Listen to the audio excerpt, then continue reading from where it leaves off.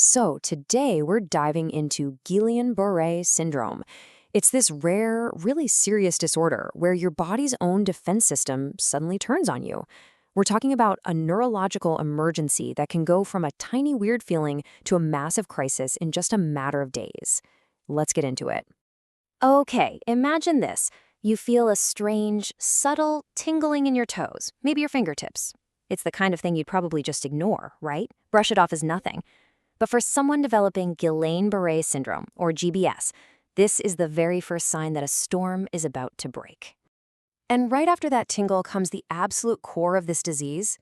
It's a massive case of mistaken identity. Your immune system, the very thing that's supposed to protect you from everything, it just gets its wires crossed. It launches a full-scale attack on your peripheral nerves, which is basically the wiring that connects your brain to, well, the rest of your body. This mistaken attack is what kicks off the patient's journey, and honestly, it begins with this really sudden and deeply alarming onset of physical weakness. So, that initial tingling is almost immediately joined by this profound weakness. And what's really key here is that it's symmetrical. It's happening on both sides of the body at the same time. Your knees might buckle when you try to stand. A doctor taps your knee and there's no reflex. For a lot of people, there's also just severe, agonizing pain. It can escalate from just feeling a little off to literally being unable to walk in just a few days. There's this classic pattern to it that doctors often call an ascending paralysis, because that's exactly what it does. The weakness literally climbs up your body. It almost always starts in the legs, then over hours or days it moves up into the arms. And in the most critical cases, it keeps going until it reaches the muscles that control your face, your throat, and your breathing. And that right there, that's the moment GBS becomes a life-threatening emergency. So you have to wonder, what on earth triggers this kind of devastating internal friendly fire? To get that, we've got to look at the science behind what's actually happening. Okay, so the main theory is this fascinating process called molecular mimicry. Think of it like this. Your body fights off some kind of bug, like a bacteria or a virus. As it's doing that, it creates these wanted posters for the bad guy. But here's the problem. Certain parts of your own nerve cells happen to look an awful lot like the bug on that wanted poster. So your immune system, just trying to do its job, sees your nerves and goes, hey, there's the enemy, and it attacks. So what are these initial invaders that cause all the confusion? Well, usually it's a pretty common infection that you've already gotten over, maybe a few weeks prior. The number one culprit is a bacteria called Campylobacter jejuni. It's a common cause of food poisoning. But other everyday things like the flu or mono can also accidentally set the stage for this whole autoimmune mix-up. Now, GBS isn't just one single thing. It actually has a few different flavors. The most common one, by far, especially in places like North America and Europe, is called AIDP. This is the classic version where the immune system attacks and strips away the myelin sheath, which is like the insulation around your nerve wires. It accounts for about 90% of cases. With symptoms that could easily be something else, how in the world do doctors actually figure out that it's GBS? Well, it plays out a lot like a neurological detective story.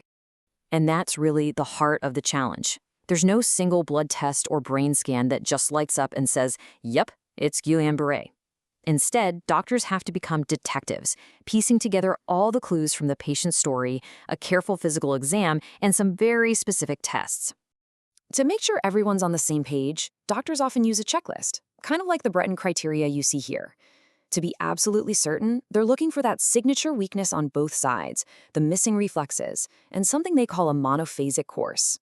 That just means it hits once, gets as bad as it's going to get within about 4 weeks, and then it stops progressing. And of course, they have to rule out everything else it could possibly be. But maybe the most classic clue of all comes from a spinal tap. Doctors are looking for this thing with a very long name, albuminocytologic dissociation. Yeah, it's a mouthful, but all it really means is that the fluid around the brain and spine is full of protein from the nerve damage, but it has a normal number of white blood cells. That's a huge clue that tells them this is nerve breakdown, not some active infection brewing in the spinal fluid itself. So once the diagnosis is pretty clear, the mission immediately shifts. It's all about stopping the attack and supporting the body through the absolute worst of it, which almost always means a trip to the ICU. And this number is exactly why. Up to 30% of people with GBS end up in respiratory failure. That ascending paralysis just keeps climbing until it paralyzes the diaphragm and the muscles in the chest. and they literally can't breathe on their own anymore. They need a mechanical ventilator to stay alive. To actually fight the autoimmune attack itself, doctors have two main weapons. The first is IVIG, which is an infusion of donated antibodies that basically run interference and calm down the patient's haywire immune system. The other option is plasma exchange, which is kind of like doing an oil change on your blood. It physically filters out all those bad antibodies that are attacking the nerves. And here's the bottom line. After decades of research, we know that they are both equally good at stopping the disease in its tracks and helping people recover faster. But surviving that acute phase? That's really just the first battle. Next comes the really challenging part, the long, slow road back to whatever normal is going to be. So the path to recovery usually starts after the symptoms hit their absolute worst point. Doctors call this the nadir, which typically happens within 4 weeks. After that, things plateau for a bit, and then, very slowly, things start to get better. On average, it takes about 2 to 3 months before someone can walk on their own again. But for most people, that slow and steady recovery can last for a year, or sometimes even longer. And nobody makes that journey alone. It takes an entire, dedicated team. You've got physical therapists helping to rebuild muscle strength, occupational therapists helping people relearn how to do daily tasks like eating or dressing. Respiratory therapists work tirelessly to get patients breathing on their own again. And just as important, you have psychological support to help people cope with the incredible emotional trauma of being suddenly and severely paralyzed. So what does life look like after GBS? Well, the good news is most people do recover quite well. But only about 15% get back to normal with zero lingering effects.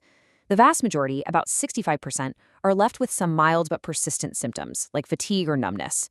A smaller group, maybe 10 to 15%, face major long-term disability. And tragically, about 5% don't survive, usually because of complications like pneumonia or heart problems during the illness. All of this really leaves us with a final, pretty heavy thought. Guillain-Barré syndrome is just this stark, humbling reminder of the incredibly delicate balance that's going on inside of us all the time. It shows us how our greatest protector, our own immune system, can, in a flash, become our most dangerous enemy. And it's all because of a simple, tragic case of mistaken identity, forcing us to ask, just how fragile is the truce we have with our own powerful defenses?